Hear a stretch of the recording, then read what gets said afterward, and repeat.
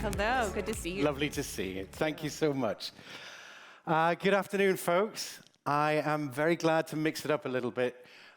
We've seen some glamour. We've seen the galaxy of sports stars. We're going to change the tone a little bit now. With us, we have Joanne, who runs the entire LA area for Red Cross.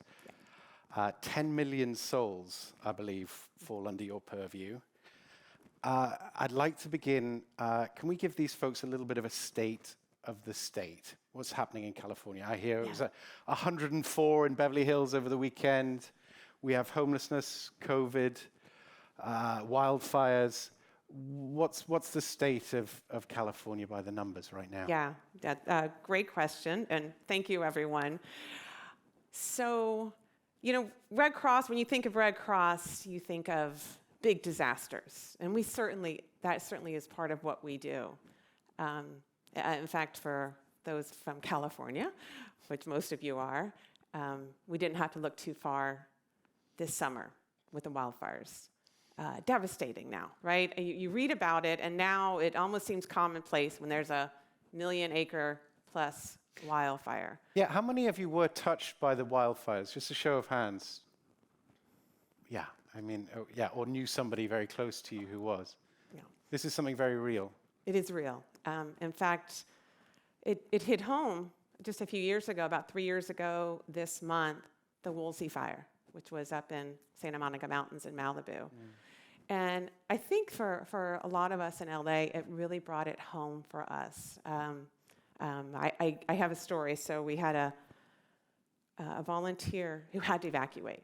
And it's terrifying because when the evacuation order comes, you have one option, go.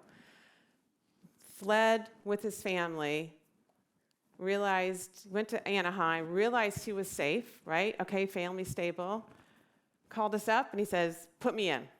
What can I do? So he went back to the neighborhoods that had been impacted and just began knocking on doors.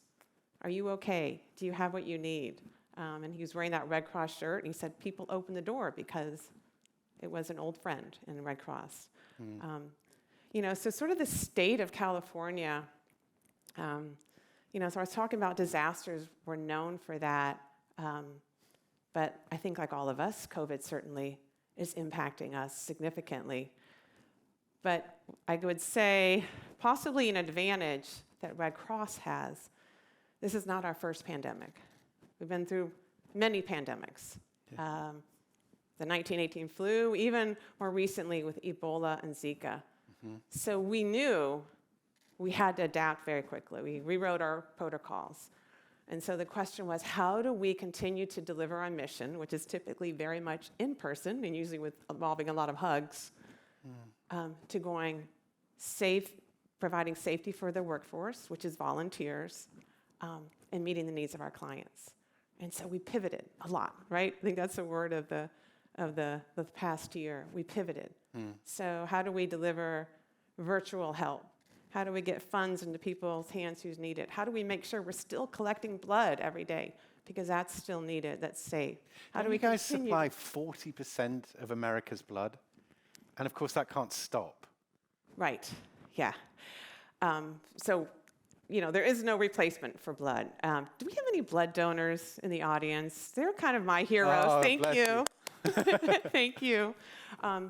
We are by far the largest provider of blood in the country, and it doesn't stop. And some of our blood products have a 5-day shelf life. So we had to very quickly be able to take it from the donor, process it, test it again, transport it, and then get it into the arm of the patient who desperately needs it. You should be doing supply chain at the port. So 5 days, arm to arm. Yes. And that, again, that can't stop, especially, that's compounded, I imagine, during this time. It is, like all of us, it has been compounded. When we talked leading up to this, you gave me a lovely insight about management and leadership under pressure. And you talked about blue sky days and gray sky days. Yeah. And I just wonder what the leaders in this room could learn from the Red Cross about how they behave specifically from that moment when you're on the front line Yeah. to perhaps when you're, I don't know, preparing, or it's a Yeah. blue sky day. Just Right. give us Yeah. a little, Yeah. what technique, how do things change? How does it change up? Right. And so, when you think about a disaster, you may think of response, and that's, of course, part of responding to disaster. But the first thing we think is prepare. That's what Blue Sky is about.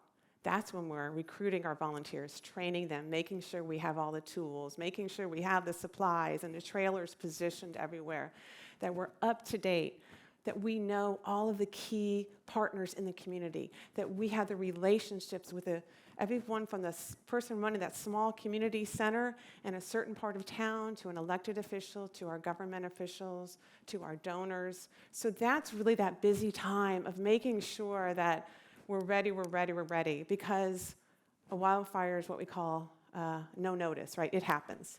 I'll give you another example of what we call no notice. For those in LA, you'll remember this.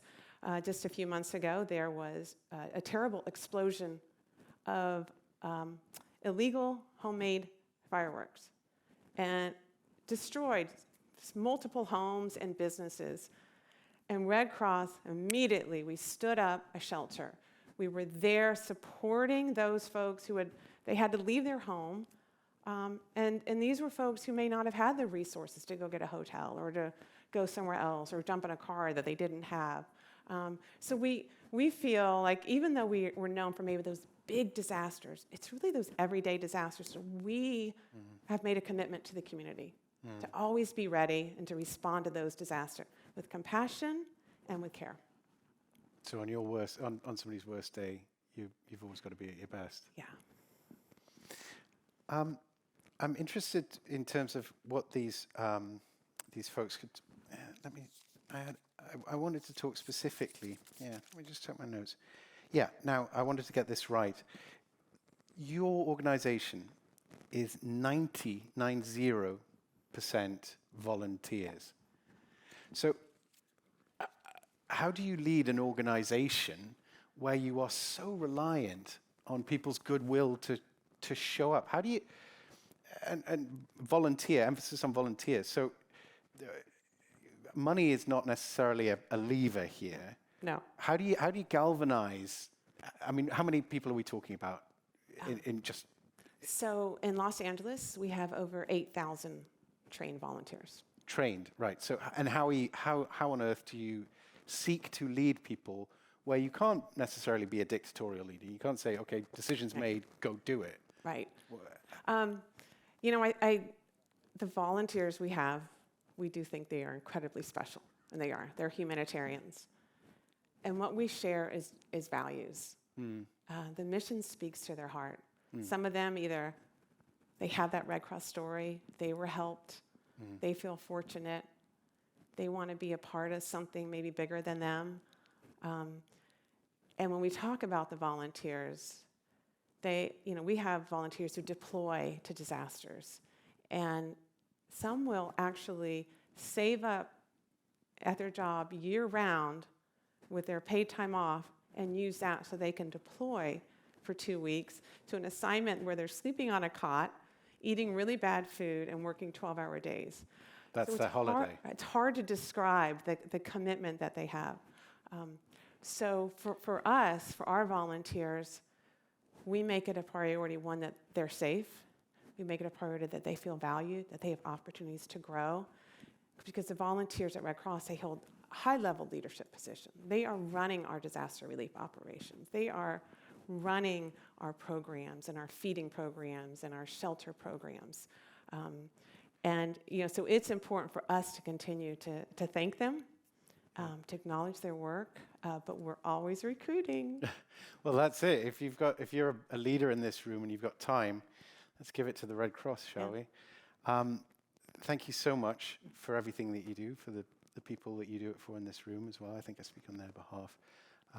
Incredible work, and really grateful to hear from you today. A very interesting point of view on leadership under pressure. Thank you so much. I know there was a... Oh, that's right. We've got a film, haven't we? We got a and that's an interesting point. So you guys have been partnered with Landrover for a while? 67 years. So for those of you who own Land Rovers, which a lot of you do, just know that Land Rover actually gives back very generously to support the mission of the Red Cross with vehicles, with funding, and Yeah, it's the Red Cross and the partners that support them. yeah.